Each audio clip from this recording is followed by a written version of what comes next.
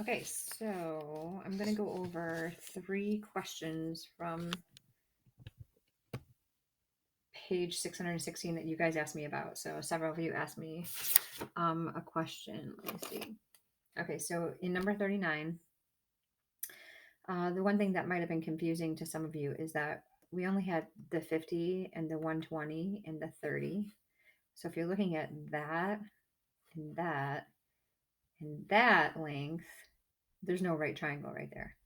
But in a rectangle, if this is 120, this is 120. And if this is 50, this is 50. So I just highlighted a right triangle for you right there. And actually,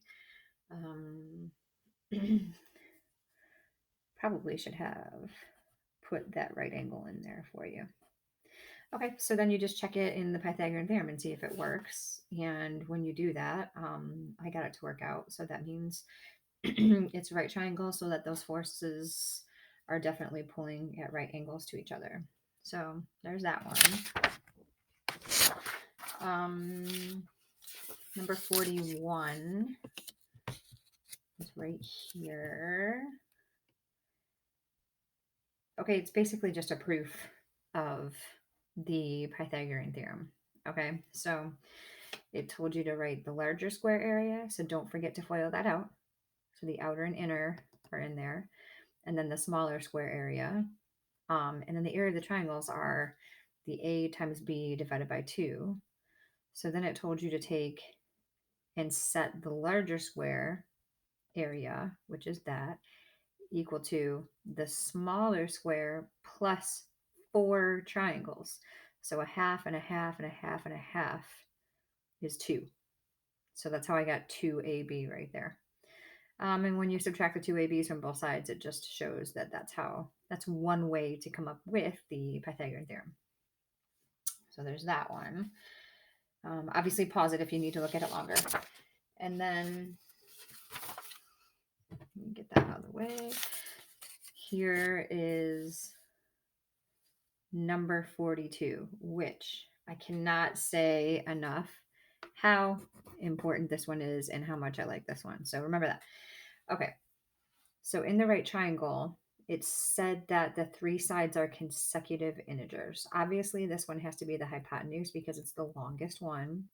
And the hypotenuse is always the longest piece in a right triangle. So leg squared plus leg squared equals hypotenuse squared. The problem that's going to happen right here is that some of you are going to forget to FOIL that out. So make sure you FOIL that out. And then all I did was, we're going to do this in chapter 8 coming up here pretty soon. So maybe looking at this will help you when I start doing lessons in our actual algebra classroom next week. But I set it equal to 0. So when I move all of this over to the other side, I actually did it in one step, which is fine. You could do it individually or in one step. This is a trinomial that we can reverse FOIL. So we're looking for factors of 3, well, -3, that add up to 2, actually -2, but the only factors of 3 are 3 and 1, right?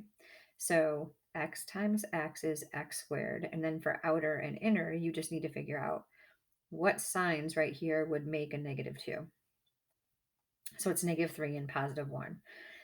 So then it's something called the zero product property, which I will be talking about next week.